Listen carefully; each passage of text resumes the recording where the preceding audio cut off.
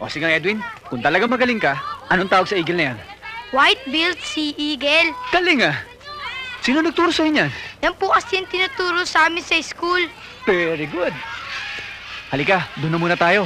Mas maraming hype doon. Mamaya na muna, Dad. Pagod na ako eh. Naku, ikaw talaga oh. O sige, dito ka muna ha. Bibili ng soft drinks. Oo, Daddy. Nauuhaw ang daddy mo. Huwag kang alis dyan ha.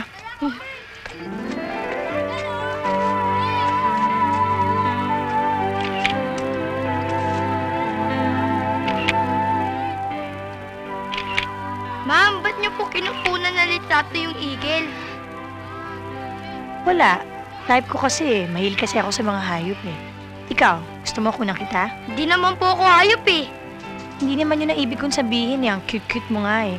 Ang ibig kong sabihin, kukunan kita tapos gagawin natin background yung mga hayop. Wala po akong pambayad. Hindi naman ako magpapabayad eh. Parang souvenir na lang. Okay? Sige, ka.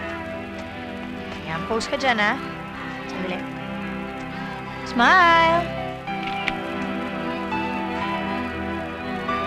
Okay. Ayan. Thank you po, ma'am.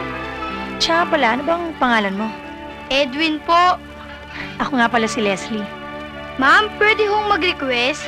Oh, Pwede pong picturean yung kaming dalawa ng daddy ko? kahit kasama pa ang mami mo, okay lang. Wala na ho ang mami ko. Hiwalay na sila. Ganun ba? Sorry ah. Edwin, soft drinks mo. Daddy, kukunan daw tayo ng litrato ni Ma'am Leslie. Small world. Talagang malit ang mundo. Hanggang dito, sinusundan mo ako? Ma'am Leslie, magkakilala pala kayo ng daddy ko. Hindi pa pero nagkita na kami. Ayaw lang niyan sabihin sa akin yung pangalan niya.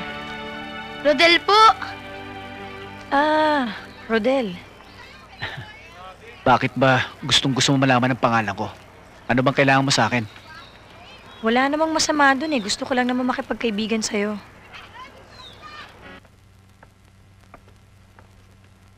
O ano? Tapos ka na ba sa homework mo? Tapos na, Daddy. O sige na, matulog ka na. May pasok ka pa bukas.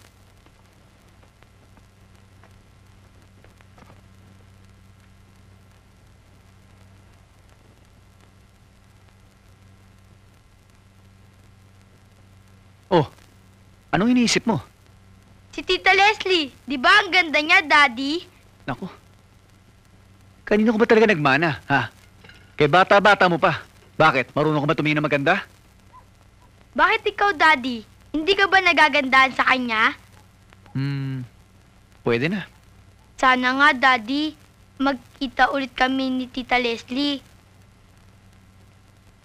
Di ba sabi niya, papakitin sa ating litrato sa linggo. Pangako niya yon. Eh di may kita natin siya. Ah, sana, Daddy, ligawan mo si Tita Leslie. Hindi tayo bra doon. Dalaga yon.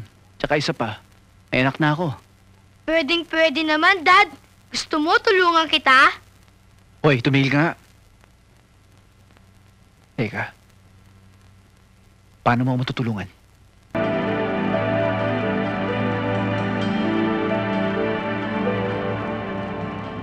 Malungkot palang storya ng buhay mo, no? Kaya pala ganyan ang ugali mo nung una tayo magkita. Anong ganon? Ang sungit-sungit mo, ang suplado mo, tsaka ang tipatiko pa yung dating mo. Woman hater ka pala. Di naman siguro. Kaya lang hanggang maaari, umiiwas ako. Saan? Sa mga babae? Pwedeng ganun na nga. Kaya lang natatakot na ako. Baka maulit yung nangyari sa akin. E paano naman si Edwin? Papabayaan mo na lang ba siyang lumaking hindi man lang nakakatikim ng pag-aaruga ng isang ina? Iniisip ko rin yun eh. Kaya lang sa kalagayan ko, baka wala nang tumanggap sa akin. Eh bakit naman wala? Ang dami-daming babae dito sa mundo. Ba't di mo na lang subukan pumili? Eh, meron na nga eh. At gustong-gusto ni Edwin. Kaya lang medyo kinikilatis ko pa kung makakapasa ako. Pwede yun. Ako kung gusto mo tutulungan pa kita. Alam mo, dyan ako magaling eh. Yung kumilatis ng karakter na isang tao. Eh kung sabihin ko sa'yo, ikaw yung babaeng tinutukoy ko. Tatanggapin mo bang maging pangalawang mami ni Edwin?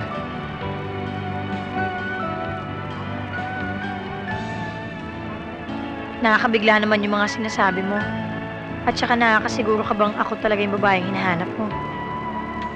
Magaling kumilatis ng tao si Edwin. At ikaw ang gusto niyang pumalit sa mami niya.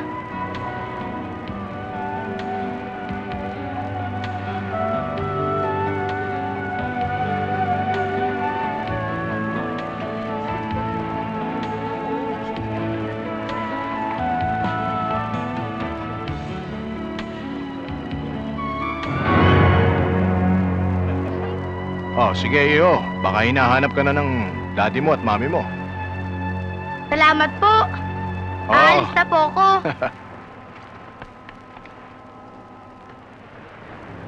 Eh si Edwin naman pala may gusto sa akin eh. Iintayin ko na lang yung paglaki niya at kami nila magpapakasal.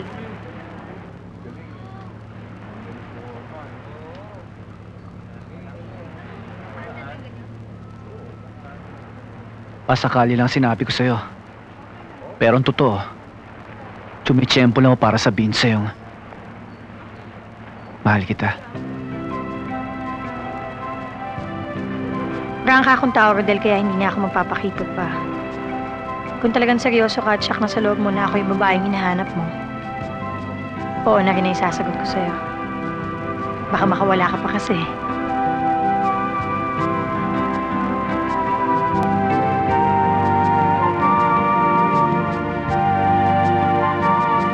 Rodel, maraming tao dito.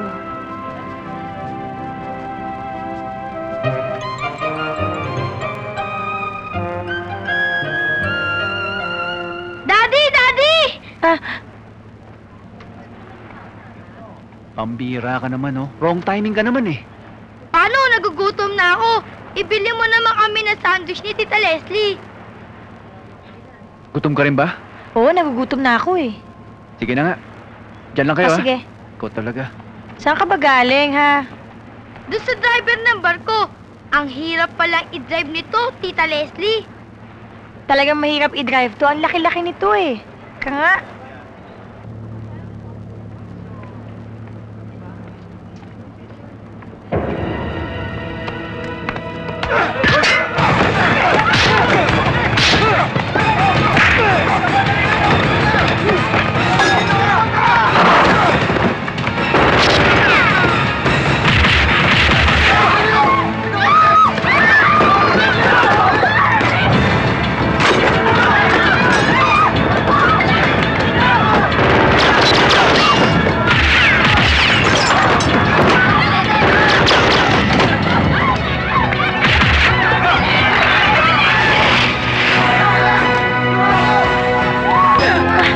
Tita Leslie!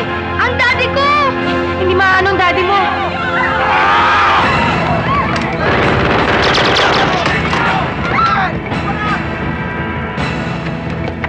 Patrol boat! Patrol boat! We need assistance! Rodel! Rodel, ano ba nangyari? Huwag ka na magtanong. Halika na! Halika na.